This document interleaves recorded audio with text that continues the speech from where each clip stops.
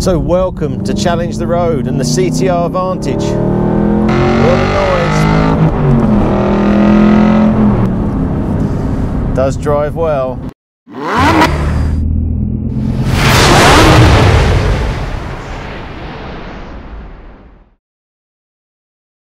Now, huge thank you to JayEm. Done a video on this car and went and saw him, dropped the car up to him, and he done a lovely review on the car. It's been brought to me by Richard from the YouTube channel Challenge the Road. He's a very nice man and a big petrol head who's had a lot of very nice cars in his time, including a number, and I mean nearly double digits, of Aston Martin Vantages, and he currently owns a GT8. You may think that if you owned a GT8, you'd really have absolutely no reason whatsoever to play around with the lesser Astons.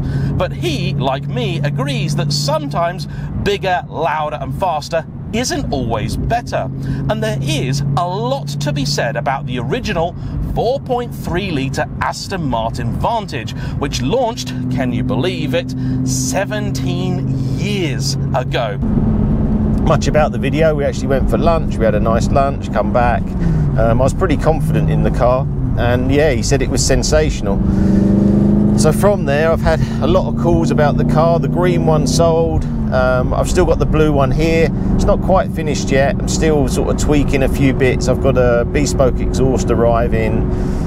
Got the badges yesterday, so really pleased about that, so I'm going to put the badges on. I've been waiting for these GB badges, but it's not a huge amount to go. I've just got a bespoke back box being made, I've got the 200 cell cats going in, and then I'm pretty happy. Now on the video, one thing I didn't say to Jay, and this may be because we done it in a bit of a rush, because he was going to have the 22B, but he preferred to have the Aston. So I quickly got this ready for him, and obviously he took it out. But one thing I didn't talk about too much was the performance. And I saw some comments saying, why would you buy it if the performance is still the same? What I meant was that the ECU hasn't been upgraded or anything in this car, so there's no sort of chips or enhancements in that way.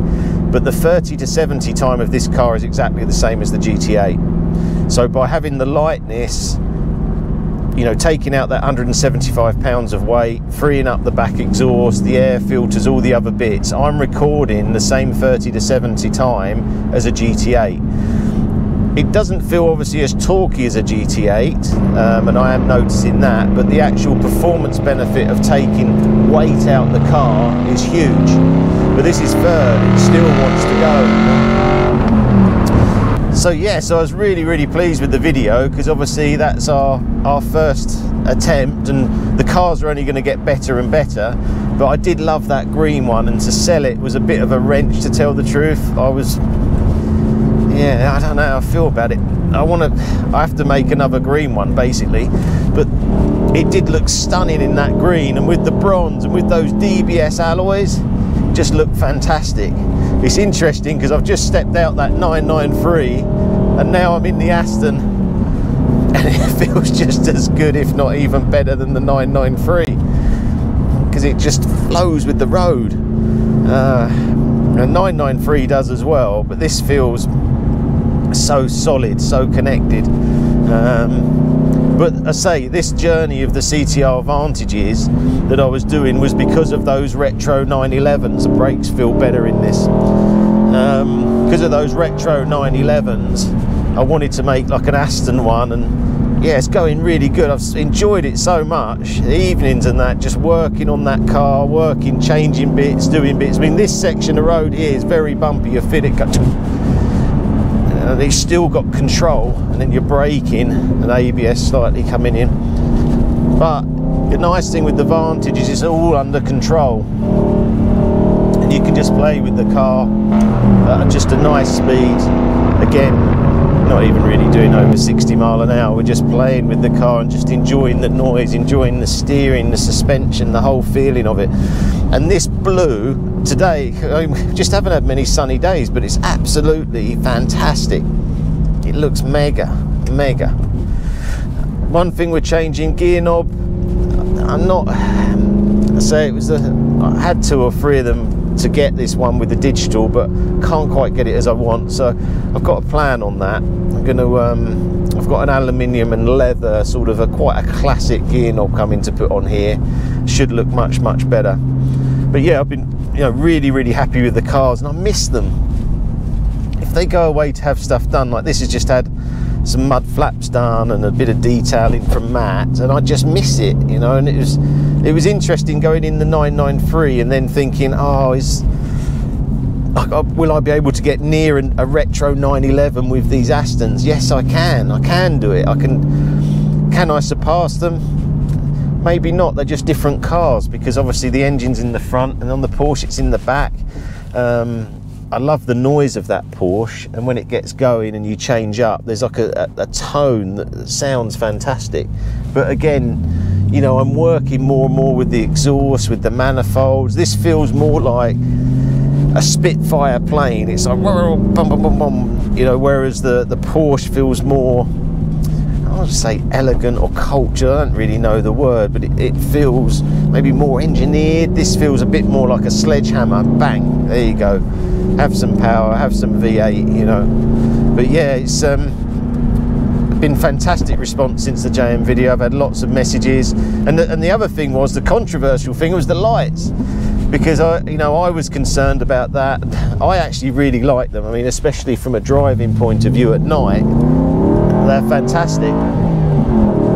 But the touring version, the one that we sold, they're going to have the lights on it because they love the lights too. So I think that might have to be the signature of the car, I think, is the lights, because it really looks massively different to any other Aston on the road then with them on. Let's get going.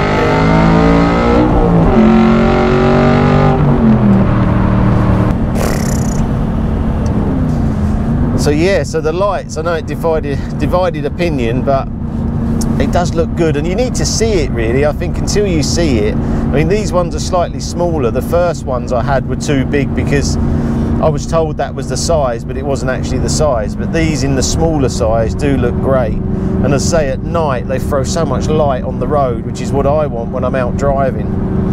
But yeah, big thank you to JayEm. Really enjoyed the video. We've got a few more bits with him actually coming up soon. And obviously I want to get him the 22B. I don't think he's that keen on the 22B, but I really want him to drive it because I know it's got one of the best gearboxes.